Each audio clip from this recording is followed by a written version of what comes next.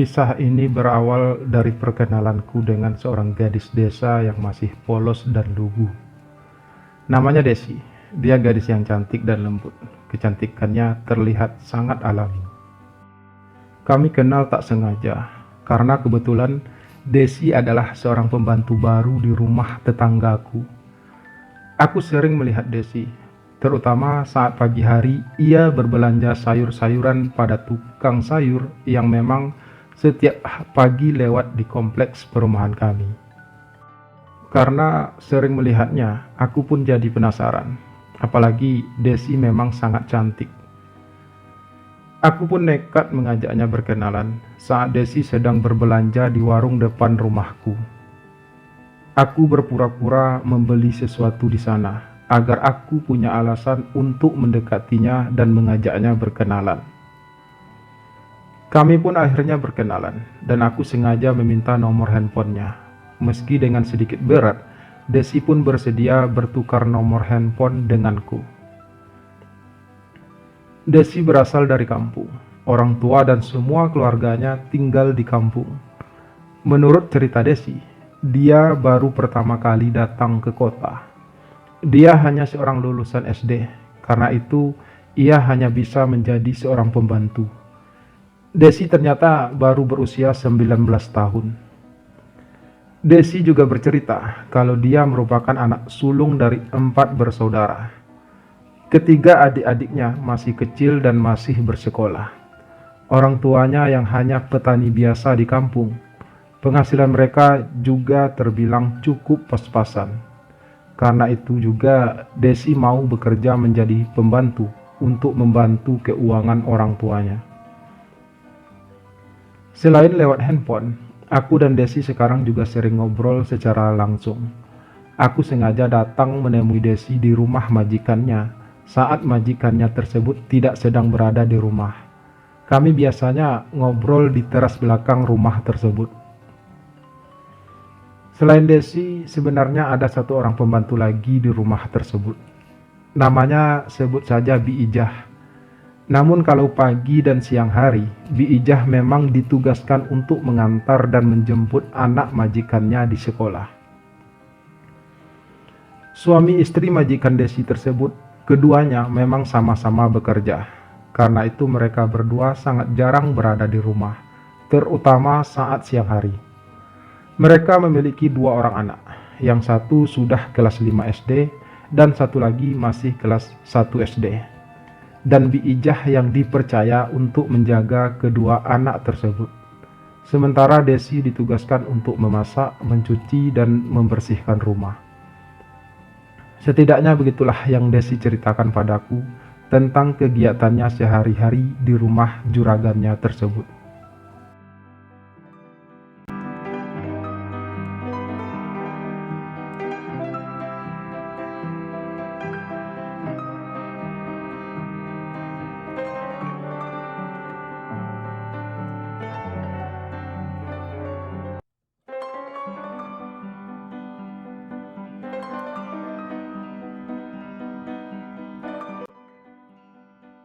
Hari-hari pun berlalu, aku dan Desi pun semakin dekat dan akrab.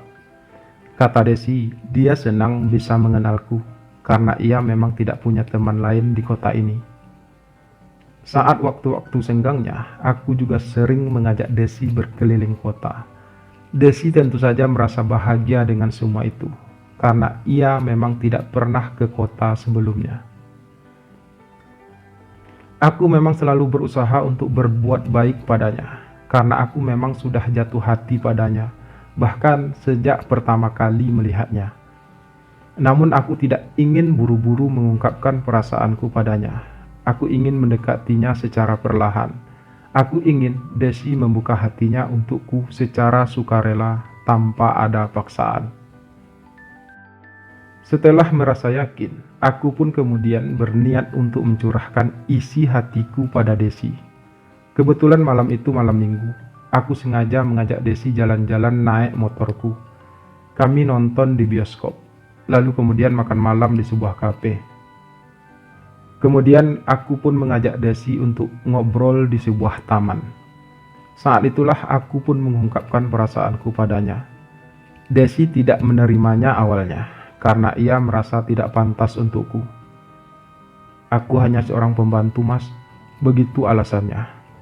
Tapi aku terus berusaha untuk meyakinkan Desi kalau aku benar-benar tulus mencintainya.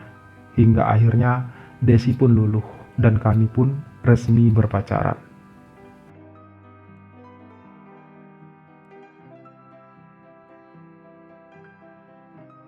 Sejak berpacaran, kami kian dekat dan semakin terbuka dengan perasaan kami masing-masing.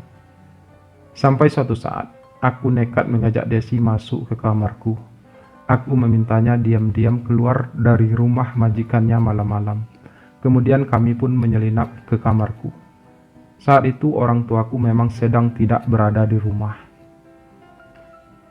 Sesampai di kamar kami pun mulai mengobrol. Berawal dari obrolan yang biasa, lalu kemudian menjurus ke arah yang lebih sensitif. Hingga lama-kelamaan aku pun mulai berani untuk melakukan kontak fisik dengan Desi. Desi berusaha menolak awalnya, namun aku terus membujuknya untuk mau melakukan hal tersebut denganku. Akhirnya Desi pun bersedia. Desi benar-benar sangat lugu dan polos. Dia benar-benar sosok gadis desa yang belum tersentuh oleh tangan laki-laki manapun. Bahkan menurut Desi, aku adalah pacar pertamanya, dan aku juga laki-laki pertama yang berhasil menyentuh hatinya. Aku pun berhasil menjadi laki-laki pertama yang bisa menciumnya. Bahkan bukan cuma sampai di situ, aku semakin berani untuk hal yang lebih pada Desi.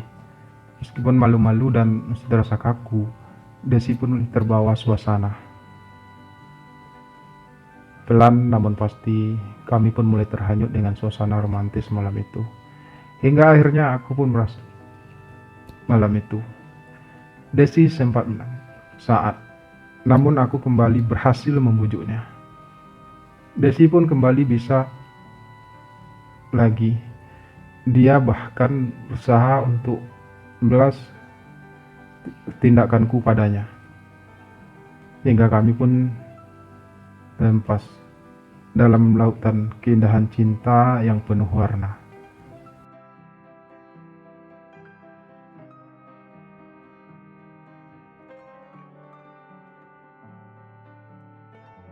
Sejak malam itu kami pun semakin sering melakukan tersebut. Kami semakin terlena dengan cinta yang hadir di antara kami. Aku semakin tak ingin melepaskan Desi. Bukan saja karena aku memang mencintainya, tapi juga karena aku jadi merasa kebahagiaan dengannya. Aku memang pernah pacaran sebelumnya, namun aku belum pernah sampai melewati batas dengan pacarku seperti yang aku lakukan dengan Desi. Namun dengan Desi, aku mendapatkan segalanya. Karena itu juga aku tak ingin melepaskannya. Desi memang bukan pacar apalagi cinta pertamaku, tapi dia adalah gadis pertama yang mampu memberikan aku kesan yang indah. Kesan pertama yang tak akan pernah aku lupakan. Aku memang masih kuliah saat ini, masih semester 5. Aku juga merupakan anak tunggal. Papaku seorang karyawan di sebuah bank swasta, sedangkan ibuku adalah seorang guru. Sebagai anak tunggal, aku memang hidup serba berkecukupan. Hampir semua keinginanku selalu dipenuhi oleh orang tuaku. Saat mengetahui kalau aku punya hubungan istimewa dengan Desi, orang tuaku tentu saja menolak hal tersebut. Mereka sangat marah padaku. Mereka meminta aku untuk meninggalkan Desi dan mencari gadis lain yang sepadan dengan kehidupan kami secara ekonomi maupun pendidikan. Aku tidak menerimanya begitu saja. Aku berusaha meyakinkan orang tuaku kalau aku dan Desi benar-benar saling mencintai. Tapi orang tuaku tetap tidak ingin aku berhubungan dengan Desi. Hubunganku dengan orang tuaku menjadi renggang. Aku jadi tidak mau berbicara dengan mereka. Sementara aku dan Desi terus melakukan pertemuan diam-diam. Meskipun Desi terus berusaha mengingatkanku akan ketidaksetujuan orang tuaku. Desi memang merasa takut akan hal tersebut. Ia jadi tidak mau untuk menemuiku lagi. Tapi aku terus mendesak.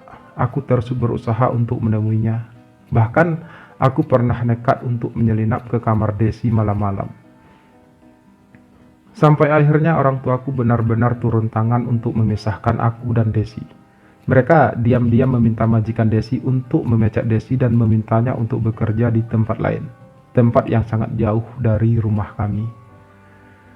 Hal itu aku ketahui dari cerita Bi Ijah saat aku berusaha menemui Desi suatu pagi, karena sudah beberapa hari ini aku tidak melihatnya.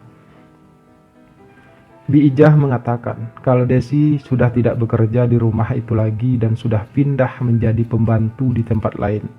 Tapi Bi Ijah tidak tahu Desi dipindahkan kemana. Nomor handphone Desi pun sudah tidak aktif lagi. Aku merasa sangat kehilangan. Aku juga jadi membenci kedua orang tuaku. Aku masih berusaha untuk mencari tahu di mana Desi sekarang. Namun tidak satupun info yang aku dapat tentang Desi. Dia benar-benar menghilang tanpa jejak, dan aku merasa sangat terluka akan hal tersebut. Aku telah kehilangan Desi, namun kenangan yang ia tinggalkan akan selalu tersimpan di hatiku yang paling dalam. Semoga saja suatu saat nanti aku dan Desi akan kembali bertemu. Ya, semoga saja.